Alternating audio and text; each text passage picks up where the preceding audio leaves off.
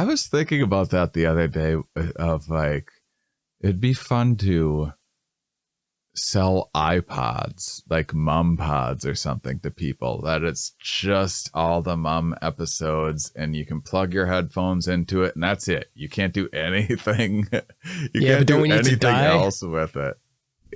Or we need to die or end the show. Otherwise it would be out of date.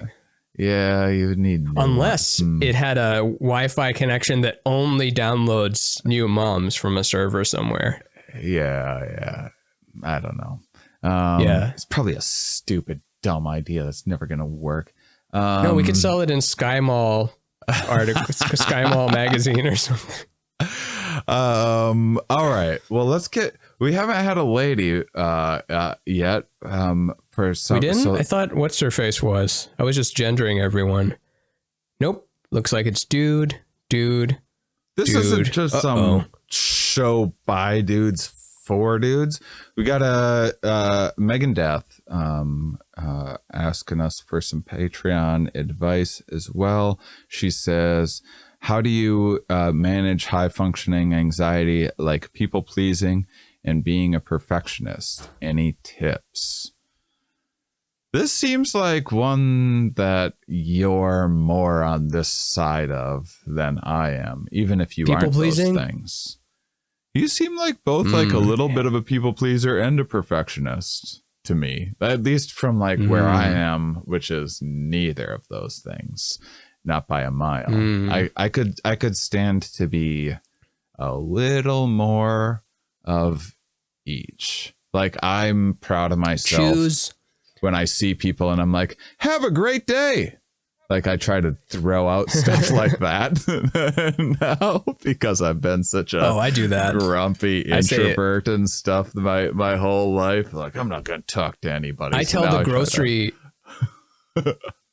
grocery cashier, have a good one before they even tell me to have a good one. Get it in there quicker. Yeah. Nice. Yeah. I say have a good one. And they might have not even said had a good one. And I'm telling them to have a good one before. And having a good one is great because I don't even say what the thing is, just one. Have a good one. But you don't seem like you have anxiety related to this, but you do. You just seem like no, like you have it, like definitely. I don't know. Do you? I think that you're maybe a little bit of a perfectionist, or more than I am, anyway. I mean, your stuff is. You put out a lot of like finished products. I feel like everything that I always do is a work in progress, you know. It's what I liked about stand-up and everything is it's never finished and it's never like everything's just kind of like it's an evolving thing. Yeah, it's alive. Whereas with being an illustrator, you're like, and done. I feel like you have to have built that muscle for putting the finishing touches on. But can you read the question again? It's about anxiety towards people pleasing. How do you manage high functioning anxiety like people pleasing and being a perfectionist? I wasn't aware that's called high functioning anxiety. I think in her case, this is how her high functioning anxiety expresses itself. I see. I heard something from Brene Brown, I think, about choose discomfort over resentment or something.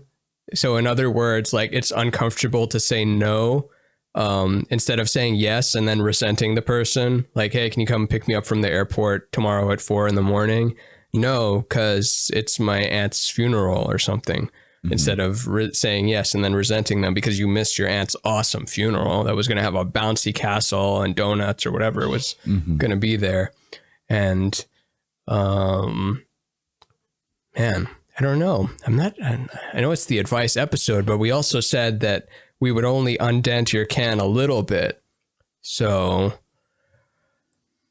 I don't have any. This might be one where I don't snap out of it. Snap out of it. That's a good one. Snap the fuck out of it. How about that?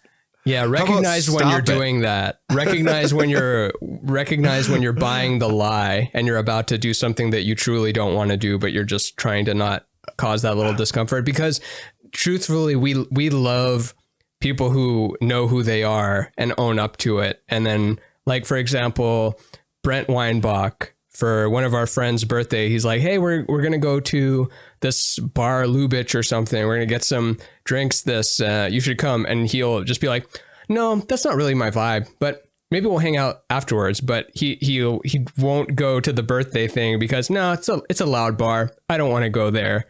And doesn't make up an excuse of like, oh, I'm busy there. So there's no lie. There's no commitment thing. He's free during that time. But since that's not what he wants to do, he says it and owns it, and no one judged him for it. It's like, oh, I'm glad you were just straightforward with me about that. I will so boy, I don't want to piss in my canoe. I don't want to piss in the canoe. I don't want to throw ice cream in your mother's casket. I don't want to like mansplain something because I can't pretend like I know what the female experience is. However, I spend probably at least as much time each week, if not more, talking with female friends as I do talking with Ramin. So a fucking ton. And a lot of things that I think is a pattern. And it's multiple, like, you know, professional, smart people with like tons of stuff going on. Some dummies. There's smart, average intelligence, idiots, all of them. I talk to all of them. And the one pattern I've noticed is one pattern is that I usually find myself giving the advice to be a little more honest than what you're comfortable doing. Cause I don't know that it's a female thing or something like that, but I don't know if it's because, females are just generally more affiliative and just like often better communicators, that if sometimes they're more worried about rocking the boat or something like that. But I've with many of my friends, it seems like they don't.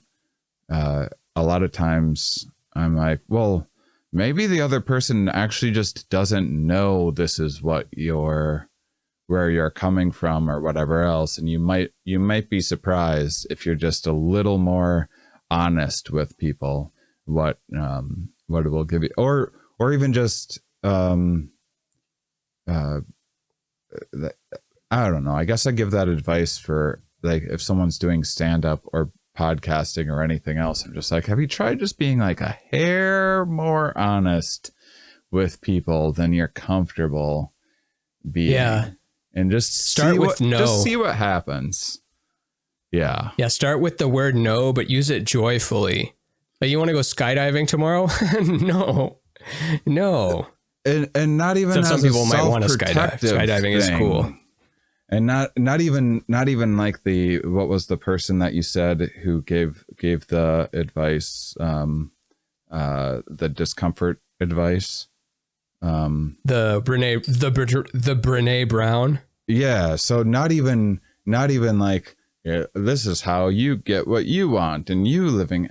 You might be surprised how many people really enjoy hearing more honest things, and it like just takes a while to.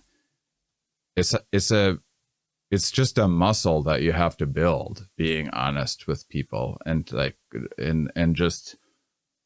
I'm very comfortable telling people if they have like something off or whatever, or something, because there's oftentimes a lot of times can just be resolved by like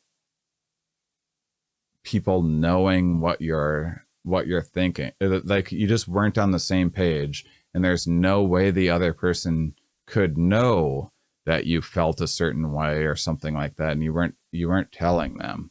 And being honest about things helps people like work together and resolve things more. I wish I had more specific examples of this. I don't know. We do it a lot in Let's keep it vague, evergreen.